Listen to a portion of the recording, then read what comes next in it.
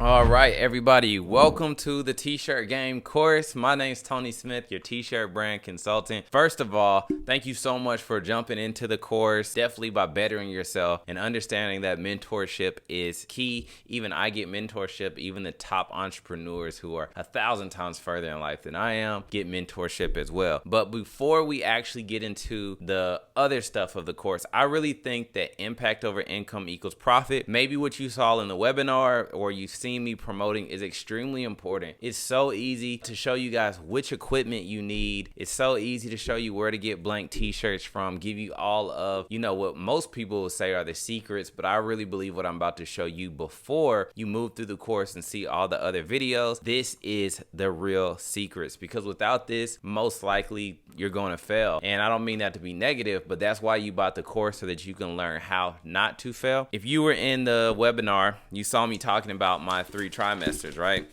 So I'm gonna be taking notes as well, making sure I'm giving you guys the best information. Let's start with trimester 1, right? So in trimester 1, when I was telling you guys in the webinar, if you watched that, or I don't know if you were just new and came to the course, the first thing in trimester 1 is, I'm gonna put it somewhere in the video, I'm gonna have my video editor do it, is what is your mission? So also, this was in the workbook of the webinar as well, if you want to pull up that, if you never completed it. So the first thing that you need to figure out when building a clothing brand is understanding what is your mission, right? So when I say what is your mission, what is something that keeps you up at night? What is something that you think about all the time? Because I want you to come up with a reason, a name, find your niche market so that you have something to sell towards. If you can find a group of people, that's the best way to start out, is by having a specialized niche market, whether that's swimming, cheerleading, dance, babies, yoga,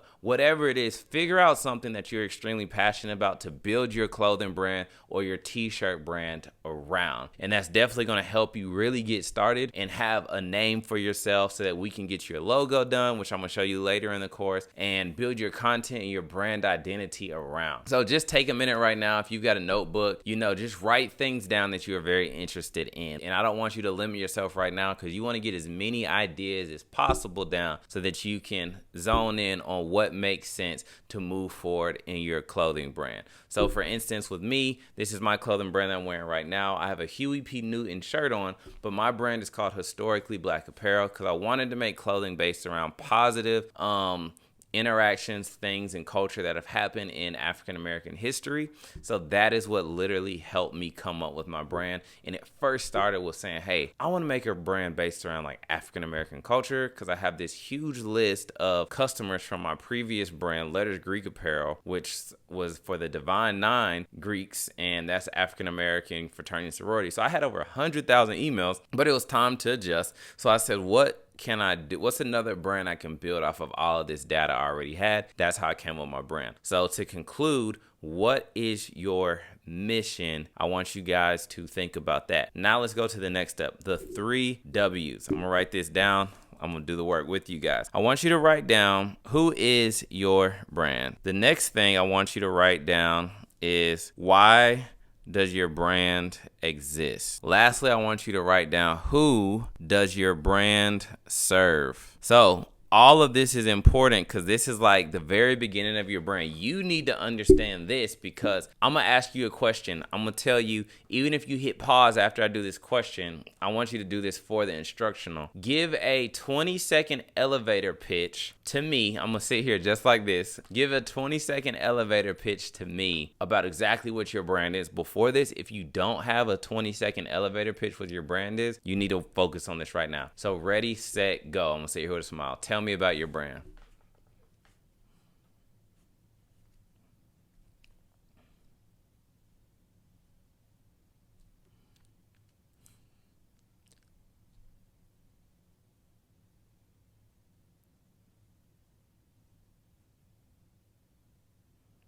Cool. So right then, I don't know exactly because I couldn't hear, of course, since it's coming through the screen. But if you stumbled through that, if that was difficult for you to do, I want you to focus on this right now. So the reason why I say, who is your brand? So up top, at point 1, I wanted you to come up with the mission, or what your pain points were, what's hurt you in the past, what you want to do better, what impact that you want to make in life, so you can come up with the brand name and find your niche market. Next, I want you to work on, if you don't have this already, is who is your brand? You know, like when someone says like, who is God is Dope? Who is Nike? Who is Lululemon? Like, those brands have an identity, and that's what you need to create as well. So ask yourself that, work on that as homework. The next thing is to work on for homework during this course is, why does your brand exist? So I want you to think about this. When someone's like, what's the purpose of your brand? Like, what's it here for? So let's think of a brand called change.org. .com, I think, CHNGE.com. Their whole brand is based around bringing awareness to different, I don't know the right word, causes, whether it's, you know, LGBTQ, racism, Roe versus Wade, anything going on in the world or whatever. They are bringing awareness to that through clothing and apparel. So when someone says, why does your brand exist? This is one of the answers that you need to be able to answer when people ask that. And as well, we're going to plug this in later into your website on the About section to help build credibility around your brand. So that is really important. And then lastly, who does your brand serve? So when I say who does your brand serve, you're going to be able to pull that from the first question, which is the niche market that you choose. And the reason why is because a lot of clients of mine always say, well, I sell t-shirts to everybody. That's true a little bit. Anyone can buy your shirts, but who is your main audience? Because once you figure out who your main audience is, it's going to be so much easier to target your customers, you know, when you're working on Facebook, TikTok, whatever, to pinpoint the type of customers you need in order to buy. Because in business, you need to be able to figure out where your customers are and then bring them back to you. So let's make this very simple, right? Let's think about something that we use on a daily basis. Let's use a farmer's market, right? So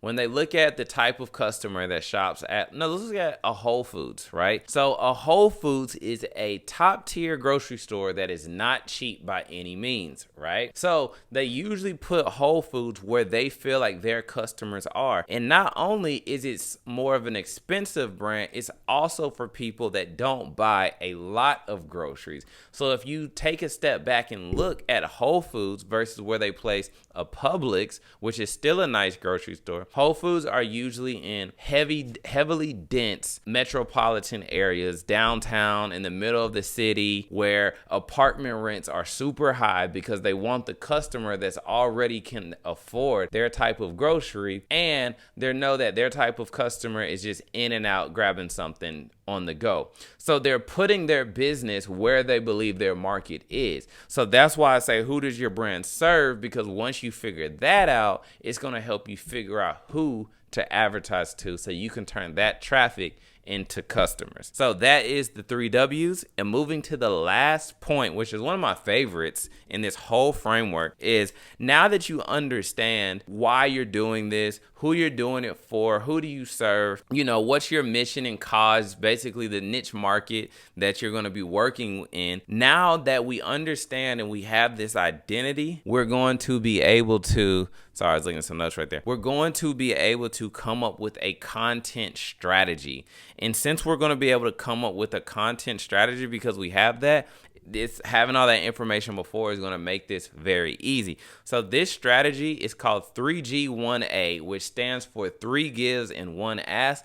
I stole this from Gary Vee, you know, the amazing guy who just has so much knowledge or whatever, but I stole this from him and I thought it would be excellent to put in this framework because social media is king. You know what I mean? Like, if you don't show up for social media, people aren't seeing your brand. They're not seeing what's going on. And a lot of you guys probably think that having an ultra clean catalog type of Instagram page is what's hot or what you should have, but that's actually not what you should have, especially at the beginning. Once you build up a following, if that's what you really want to do, that is possible. Or if you're going for super high-end, expensive clothing, then this strategy might not be the best for you. But for the majority of us, if you're not selling stuff that costs over $200 per item and up, this strategy is going to work for you guys. And most t-shirts are selling from anywhere from $10 to $50. This strategy works perfect for any brand like that. So with the 3 gives and 1 ask, what it basically does is help you nurture your client before asking them to spend money all the time. Most of the time, we're so used to selling. This strategy right here pretty much outlines the whole entire impact over income equals profit. Most of the time when people start a brand, they're so focused on making money, they only do things like put a website up, get a logo, get their t-shirts made, and think that it's what's going to make them a lot of money, and that is not the case. So what you need to do is build content around nurturing your audience. So out of those 3 gives, I'm going to put these on the screen. Out of those 3 gives, the 3 gives are going to be a story, a statistic, and a resource. So for instance, let's use God is Dope as an example. I was on their page and I noticed that they had a story of a woman, and they have a t-shirt called God Saved My Life. But they did put the logo God Saved My Life from the t-shirt over the video, but it was a woman giving a testimony about how she felt that God saved her life. It got a lot of engagement, a lot of shares, which lets other people see the Instagram page for God is Dope, which brings them back to follow God is Dope. And now God is Dope can keep nurturing out to that lead, which is now a follower or a customer, well, to be customer of theirs. Next, let's use a statistic. So one of my favorite brands, let's use Support Black College. They did a post that showed, like the average attendance in historically black colleges and universities versus PWIs. That created a lot of engagement of conversation between people that went to PWIs, people that went to HBCUs, negative comments, positive comments, but ultimately a lot of engagement and shares, bringing people back to their Instagram page and their Facebook page to follow them. What you could also do for statistic is anything with numbers. People love seeing numbers because numbers equate to facts, right? Anything with statistic numbers that show stuff that makes people say, wow, that's really happening. We saw a lot of statistics with how many people have gotten sick this year, how many people are doing well this year, how many people didn't make it this year. Those are all things that gravitate us because numbers are factual. Last one is a resource. So whatever your brand is, whatever you are, whatever niche market that you are currently in, you want to give your followers, your audiences, resources that help them out. So one of my other favorite brands, a good friend of mine, has a candle brand. Well, excuse me, she'd be so mad at me. A metaphysical brand that specializes in candles based around affirmation,